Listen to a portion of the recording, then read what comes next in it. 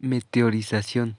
A esta, si la composición de una roca ubicada en la superficie terrestre es alterada por agentes físico-químicos, se considera que dicha roca es intemperizada. A este proceso también se le llama meteorización. El intemperismo se clasifica de acuerdo a la función del agente y se clasifica en intemperismo físico. En este es aquel proceso que se encarga de desintegrar una roca sin alterar su composición química. Y también está el intemperismo químico, que en este consiste en la disolución de los minerales como resultado de la lluvia, ríos, aguas subterráneas, que provocan la oxidación provocada por el oxígeno que contiene el agua. Una vez que las rocas fueron fragmentadas por procesos físicos o químicos, estas son sometidas a un proceso de erosión. Pues un proceso de erosión es el resultado de algo natural y es más que nada pues el desgaste del suelo y las rocas que se encuentran sobre la corteza terrestre y se componen por tres etapas principales. La primera es la denudación, que es el desprendimiento de parte de la corteza terrestre, vendría siendo la parte más externa de esta. Después tenemos pues lo que es el transporte, que es más que nada el trayecto o el movimiento de este material que se desprendió de la corteza terrestre durante la denudación, y el depósito, que es el lugar en donde este material se asentó y pues por lo regular suele ser en un lugar de menor altitud a donde se encontraba inicialmente. Los principales agentes erosivos pues son el viento y el agua, y debido a ello se presentan diversas formas de erosión en la superficie, que vendrían siendo las siguientes. La erosión eólica, pues este es un proceso bastante intenso que es generado por el viento. Se suele dar en terrenos anchos que casi no poseen vegetación y pues tienen un clima muy seco, como el desierto. Un ejemplo de esto pues es la arena desértica. Eh, Tenemos a la erosión hídrica, y bueno, aquí el agente que se encarga de todo esto o el culpable de esto es el agua, y se subdivide en otras categorías como es la erosión pluvial. Pues en la erosión pluvial se genera por intensas y constantes lluvias. Un ejemplo de esto puede ser los deslaves que muchas veces se dan en las montañas o en las carreteras. Después tenemos la erosión fluvial, y esta pues se ocasiona pues por los ríos. Estos luego muchas veces cuando suele llover así muy intenso, digamos que los ríos crecen tanto y tienen una intensidad de corriente bastante alta que suelen arrastrar materiales como son las rocas, y igual con el paso de este río, por ejemplo en la barrancada, hace que el suelo se vaya desgastando. Entonces ese es un claro ejemplo de la erosión fluvial. Luego tenemos la erosión subterránea, pues este es el agua que pues se filtra en el suelo y transita por el subsuelo. Y esta agua pues digamos que disuelve los minerales que se encuentran en las rocas y facilita su proceso de erosión. Y bueno, un ejemplo de este podría ser en Yucatán. Por ejemplo, existen los famosos cenotes. Este es un claro ejemplo de la erosión subterránea. Después tenemos la erosión glaciar.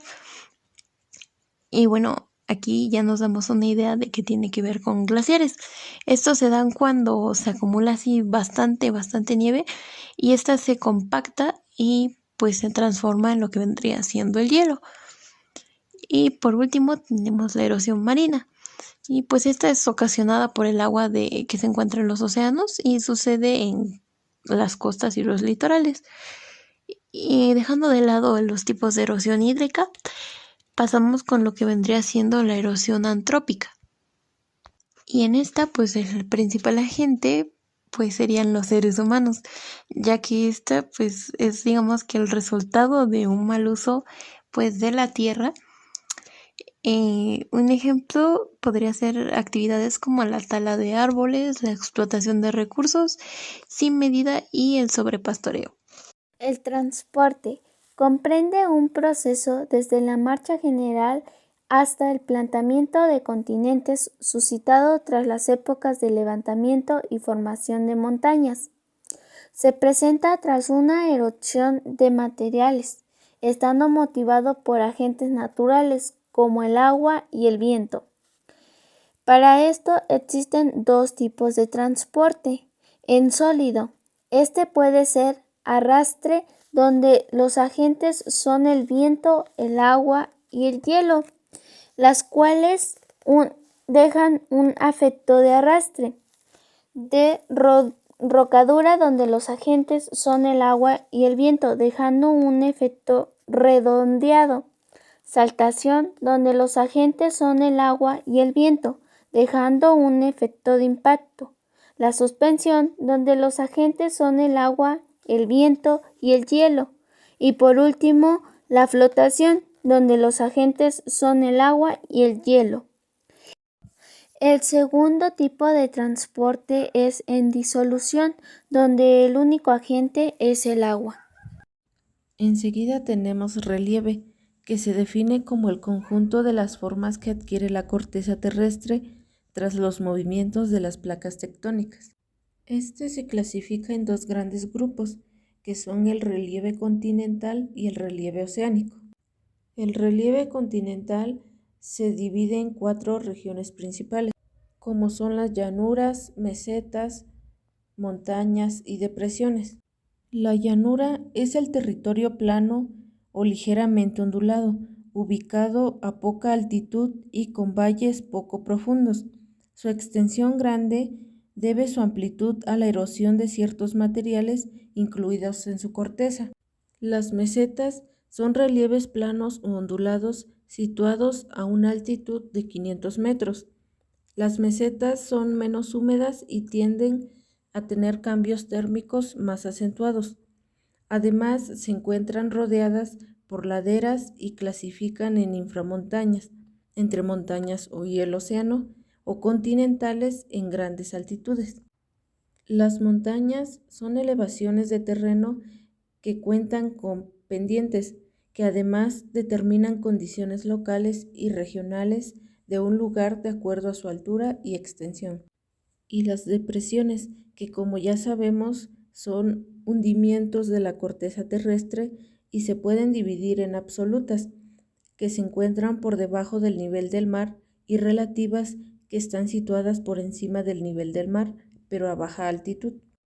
Y el relieve oceánico, que se conforma por la plataforma continental, el talud continental, la dorsal oceánica y llanura abisal.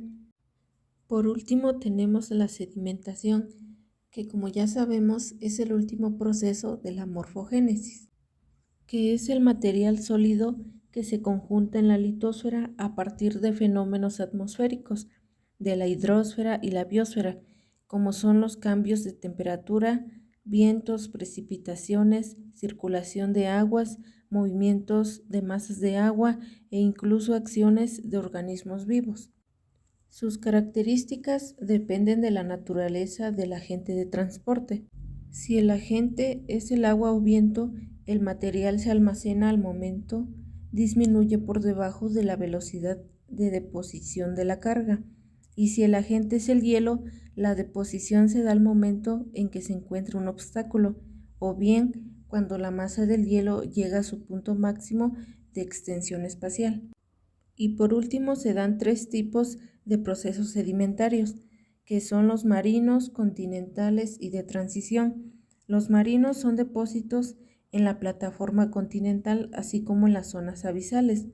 Los continentales es el almacenamiento de material en las faldas de las cadenas montañosas, así como en glaciares y por toda la superficie de cuencas de ríos y desiertos.